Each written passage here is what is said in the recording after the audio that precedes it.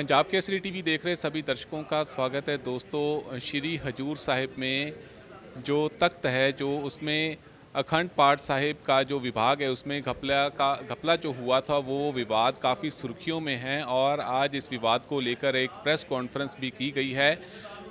तख्त श्री सचखंड हजूर साहिब के सीईओ, जो कि साबका सीईओ हैं, डीपी सिंह, आज हमारे साथ मौजूद हैं। उन्होंने प्रेस कॉन्फ्रेंस की है और कुछ पक्ष वो अपने रखना चाहते हैं, बातचीत करेंगे। सर, स्वागत है।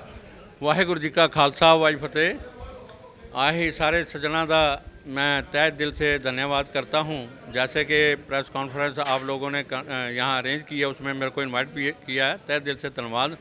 जो एलिगेशन जो लगे हैं अखंड पाठ साहब जो जाली वहाँ पे हुए हैं तख्त सचखंड श्री हजूर साहब के लिए, उसके लिए मैं क्लैरिफिकेशन यही देना चाहूँगा कि संत बाबा कुलवंत सिंह जी जो जथेदार साहब हैं, उनका इसमें कोई रोल नहीं है। वो बहुत ही नेक सच्चे सुच्चे इंसान हैं और तहे दिल मन से वो तन मन धन से सेवा करते हैं। वहाँ पे जो अखंड पाठ साहब का ड्यूटी है।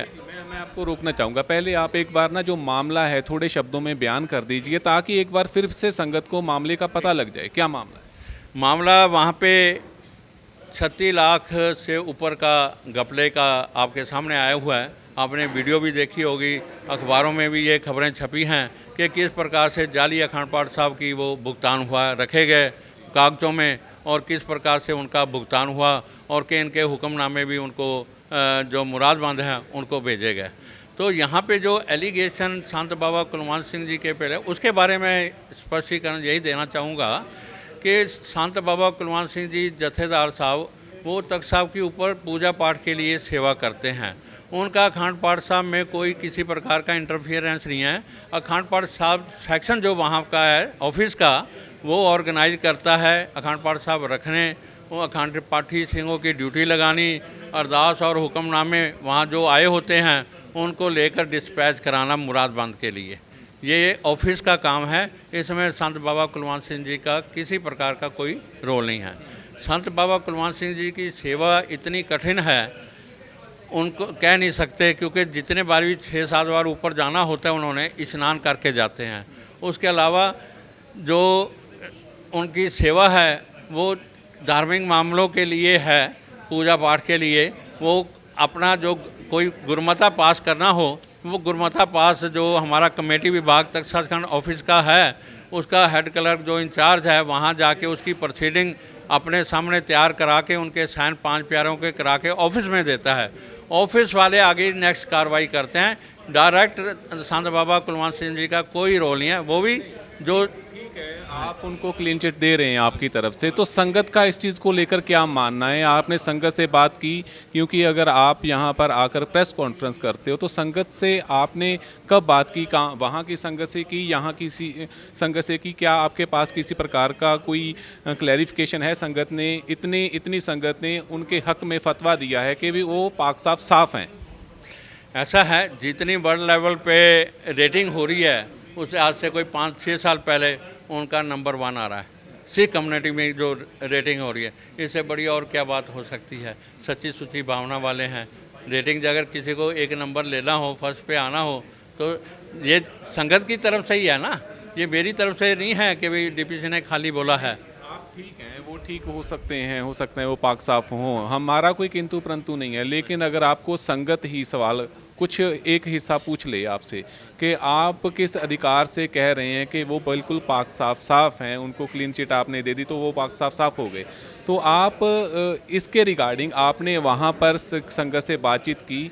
वहाँ को कोई वीडियो, कोई आपके पास तथ्य हो, कोई रिटर्न में हो, आपने कोई लिखती किसी से एक संगत को इकट्ठा किया हो, वहाँ पर रिटर्न में आपके पास कुछ चीज़ हो कि भी इतनी संगत ने उनके हक में फतवा जारी किया है कि वो बिल्कुल साफ़ हैं, उनका कैरेक्टर साफ़ है, उनके मन में ऐसी कोई मंशा नहीं थी? ऐसा कुछ किया आप?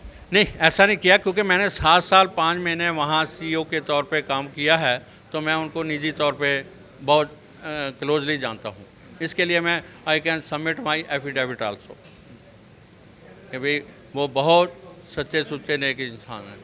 बिल्कुल, जिस पद पर वो बैठे हैं वो एक बड़ा पाक साफ एक पद है वहाँ पर, जहाँ पर वो काम करते हैं। उनके काम पर कोई किंतु परंतु किसी का नहीं है। लेकिन एक किसी के हक में आप अगर हाँ का नारा लगाते हो तो उसके लिए आपके पास कितना बहुमत है? क्योंकि मैंने जैसे पहले बताया 7 साल 5 महीने 24 घंटे मैं तो गुरुद्वारे में ही रहता था। मेरा रेजिडेंस तो वहीं गुरुद्वारे, क्योंकि एज पर महाराष्ट्र एक्ट जो ड्यूटीज़ सुपरिटेंडेंट की हैं, सीओ की हैं, he has to reside within the complex. 24 घंटे सेवा के लिए वहाँ पे हाजिर रहना पड़ता है। और मैं वहाँ पे ऑफिस में सुबह समझो 8:15 से लेकर रात को 6 साढ़े 6 कभी 10 भी बज जाते थे। उनको मालूम है मेरे को, जितनी दफ़ा वो ऊपर जाते थे स्नान करके ही सेवा पे जाते थे। और शहर से बाहर निकलना उनका नामुमकिन होता है।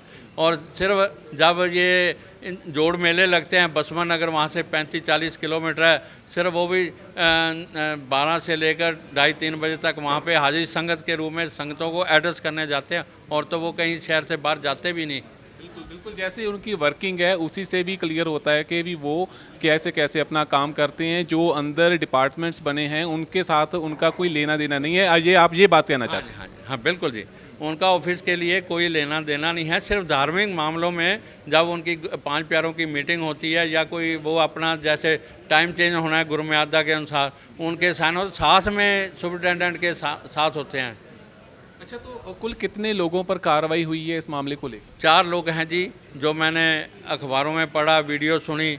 एक तो महिपाल सिंह अखंड पाठ का जो क्लर्क है वो, और दूसरा रविंदर सिंह है अखंड पाठ सेक्शन इंचार्ज, और तीसरा जो इंटरनल ऑडिट डिप्यूट किया गया था अभी बिलों को ऑडिट करने के लिए, वो है धर्म सिंह झीलदार, और चौथा है थान सिंह जो ऑफिशिएट कर रहा था सुपरिटेंडेंट, क्योंकि सुपरिटेंडेंट ने ही बिल पास करके कैशियर के पास भुगतान के लिए भेजने होते हैं। अच्छा, तो जिनके खिलाफ ये मामला दर्ज हुआ है तो उनके खिलाफ पंथ की तरफ से भी कोई कार्रवाई की गई है?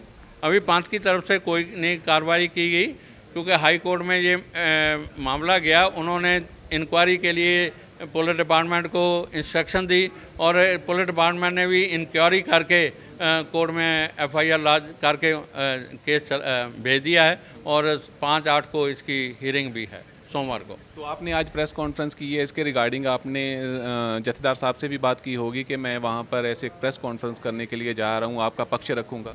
नहीं, मेरी कोई बात नहीं हुई जथेदार साहब से। मैं I have been invited here by Ravinder Singh Chawla. मैंने अपनी तरफ से ये कॉन्फ्रेंस नहीं बुलाई, इन्होंने इनवाइट किया क्लैरिफिकेशन डिस्कस करने के लिए भी, वहाँ का क्या सिस्टम है उसके लिए मैं यहाँ पे आया हूँ।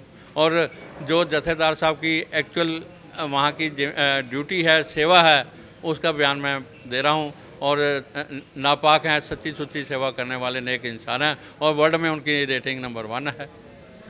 धन्यवाद।